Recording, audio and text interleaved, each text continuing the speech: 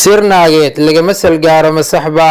sheekadeennan caawa waxaa diiradda ku saaraynaa xogaha iyo siraha naga daasoon ay dumarka leeyihiin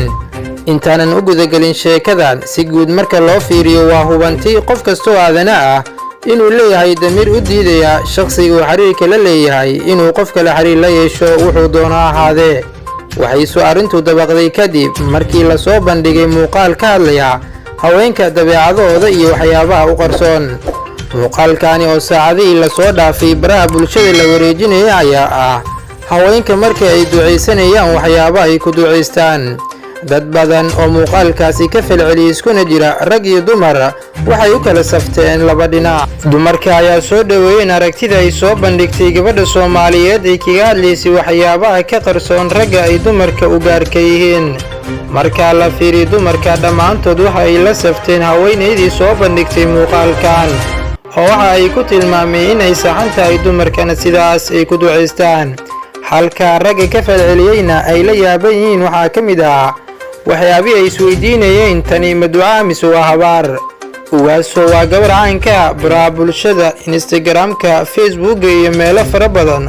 oo waxay soo dhigtay iyadoo dad badan ay ku xiran yihiin gabadhan ayaa saacadihii la soo dhaafay la wareejinay muuqaal ay soo dhigtay barteeda TikTok-ka kaasi oo kaga hadlaysay waxyaabaha ragga ka daasoon ay dumarkan u gaarka ah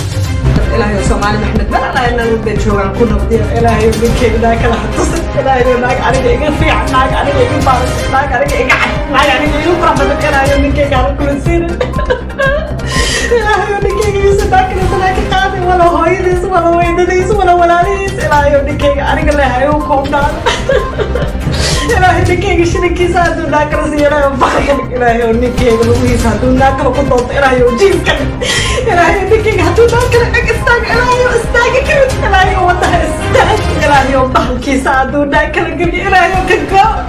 إلهي وبنكي هاتو قيام حيو إلهي وطاقر ياشي الإنستغرام هاي إيصو شاقان لوقا هاي وصو شاقان بكالك قيام هاي أدقان لحان إسكو دياري waxay la tahay kuwa badan ay u fikir ahaa inay u qaateen habaar laakiin adiga waxaan ku weydiinayaa daawade maxaad ka fahantay maxaase u qaadatay haweeneydaada oo ducaysanayso markaad aragto maxaa kugu soo dhacayo wixii hadda ka dambeeyo